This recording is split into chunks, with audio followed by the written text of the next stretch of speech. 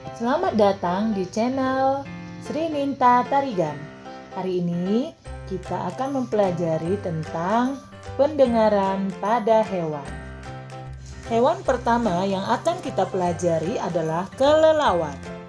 Kelelawar dapat mengeluarkan dan menerima gelombang ultrasonik dengan frekuensi di atas 20.000 Hz pada saat ia terbang.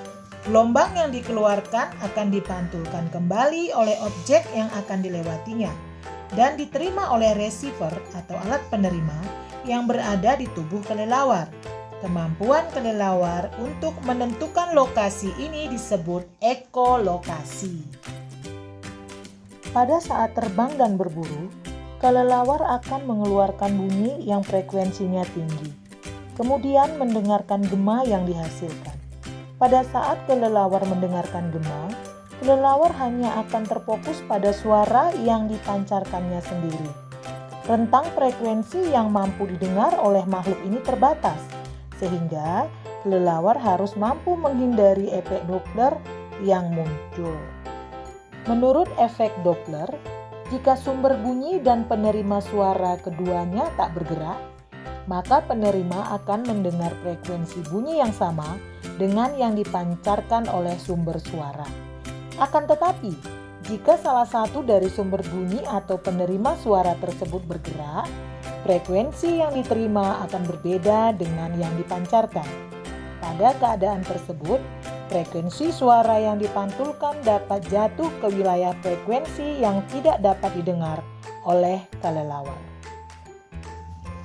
Agar dapat menghindari efek Doppler, kelelawar akan menyesuaikan besar frekuensi suara yang dipancarkannya. Misalnya, kelelawar akan mengirimkan suara berfrekuensi tinggi untuk mendeteksi lalat yang bergerak menjauh, sehingga pantulannya tidak hilang. Lumba-lumba. Habitat asal lumba-lumba adalah di lautan. Lumba-lumba dapat dilihat di permukaan air. Namun sebagian besar waktu mereka di kedalaman lautan yang cukup gelap. Sekalipun hidup di kedalaman lautan, lumba-lumba mempunyai sistem yang memungkinkan untuk berkomunikasi dan menerima rangsangan, yaitu sistem sonar. Sama seperti pada kelelawar, sistem ini berguna untuk mengindrai benda-benda di lautan, mencari makan, dan berkomunikasi. Bagaimana cara kerja sistem sonar pada lumba-lumba? Lumba-lumba bernapas melalui lubang yang ada di atas kepalanya. Di bawah lubang ini terdapat kantung-kantung kecil berisi udara. Agar dapat menghasilkan suara berfrekuensi tinggi, lumba-lumba mengalirkan udara pada kantung-kantung ini. Selain itu, kantung udara ini juga berperan sebagai alat pemfokus bunyi. Kemudian, bunyi ini dipancarkan ke segala arah secara terputus-putus.